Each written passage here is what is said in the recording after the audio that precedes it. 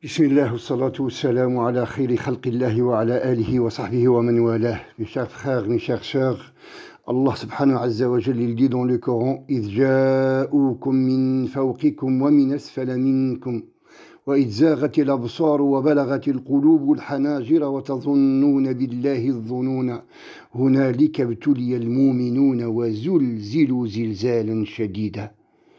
Allah subhanahu azza wa jal, il nous décrit dans ces versets coraniques la souffrance des musulmans pendant la bataille des coalisés. Il faisait très très froid. Les musulmans avaient énormément faim, au point où chacun d'eux serrait son ventre par une pierre pour pouvoir supporter la douleur de la faim. Et en plus de tout, les tribus se sont réunies contre eux et ils se dirigeaient vers Médine pour les exterminer. Le prophète sallallahu alayhi wa sallam demanda aux musulmans de creuser des tranchées autour de Médine. Et au moment où ils creusaient, ils se sont confrontés à un grand rocher. Ils ont demandé de l'aide au prophète sallallahu alayhi wa sallam.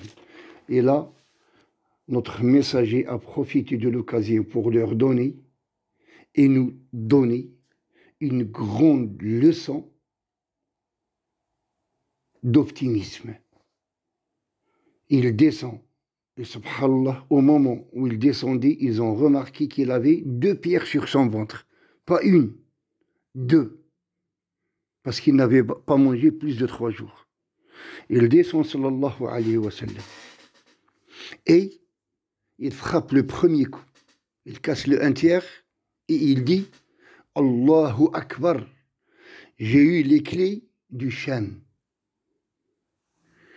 Il nous apprend à voir loin, à regarder l'avenir, pas l'instant de l'épreuve. Il frappe le 2e coup et il crie: Allahu Akbar, j'ai eu les clés du golfe Persique. Il frappe le 3e. Il casse le rocher et il crie: Allahu Akbar, j'ai eu les clés du Yémen. Mes chers frères, le musulman n'a pas le droit d'être pessimiste. On fait confiance à Allah subhanahu azza wa jal.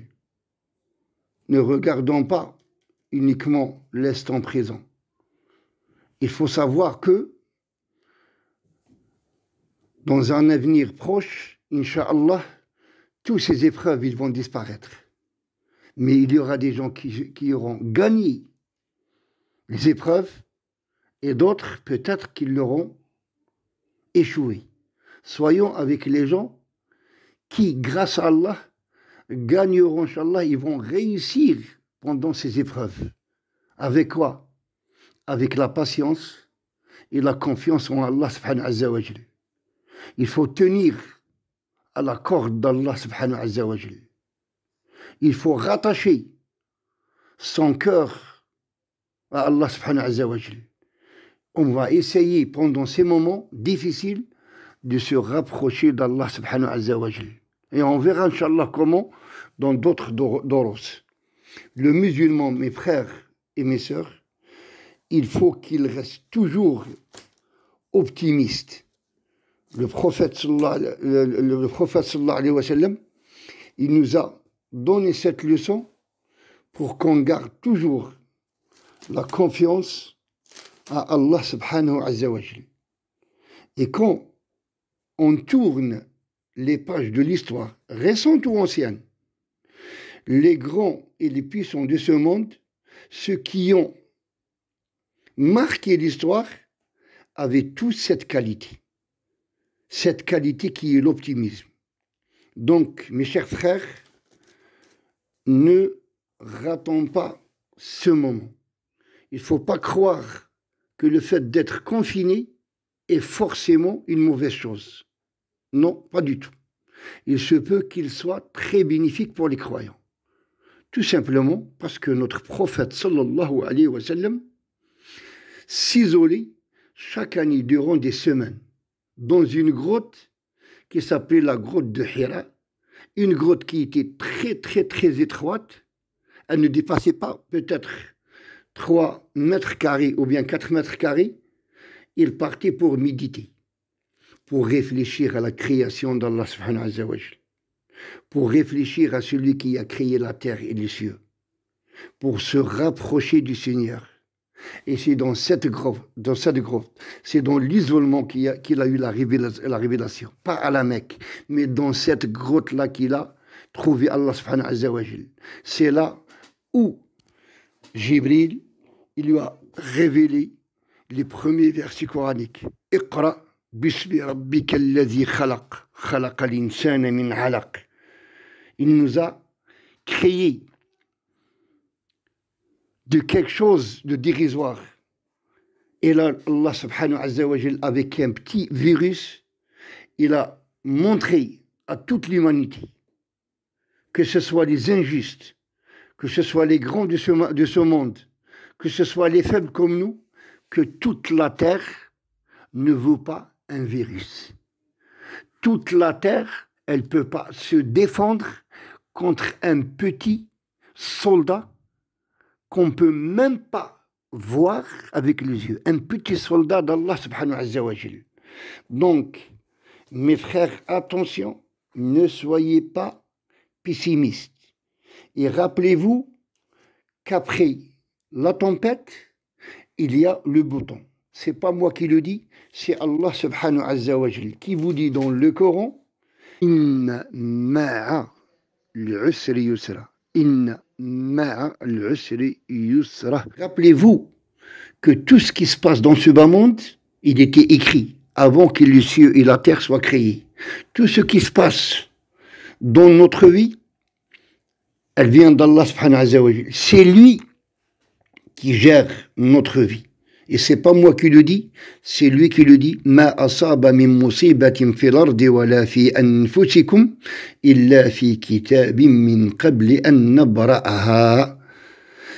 Tout ce qui se passe, que ce soit les malheurs, autre chose sur terre, ou bien dans notre vie, il est déjà écrit et enregistré dans un livre avant même qu'il nous arrive. Donc faisons confiance à Allah subhanahu wa ta'ala et vous allez voir qu'il nous le rendra inshallah bien. Je voulais par ce petit message vous dire que même si la mosquée a fermé, on restera toujours soudés, les corps peut-être qu'ils sont loin, mais les cœurs ils sont toujours reliés et on va se conseiller mutuellement entre nous, Inch'Allah. C'est un moment qui va passer, ce sera, je ne sais pas, est-ce qu'un bon souvenir ou bien un mauvais souvenir, on le verra dans le futur proche, Inch'Allah. Et celui qui a besoin de moi, Inch'Allah, pour un service que je peux rendre, je suis à votre disposition. Et grâce à Allah subhanahu wa ta'ala, les choses rentreront dans l'ordre. Et je souhaite, bi'idnillah, que ce sera une épreuve qui sera bénéfique pour les croyants. Et je suis certain qu'elle sera bénéfique pour nous. Rapprochons-nous d'Allah subhanahu wa ta'ala, remplissons nos cœurs par l'amour d'Allah subhanahu wa ta'ala, remplissons nos cœurs par la crainte d'Allah subhanahu wa ta'ala, comme il le faisait le prophète sallallahu alayhi wa sallam avec les compagnons, quand ils nous ont dit « Kana Rasulullah yufrighuna summa yamla'una » Le prophète, il nous vidait, puis il nous remplissait. C'est quoi remplir et vider? Il vidait les cœurs des croyants de toutes les choses qui sont néfastes, qui sont mauvaises, et il les remplissait par l'amour d'Allah subhanahu wa ta'ala, par le bien, et Inch'Allah, cette épreuve va renforcer notre foi et nous rapprocher d'Allah subhanahu wa ta'ala. Wassalamu alaikum wa rahmatullahi wa barakatuh.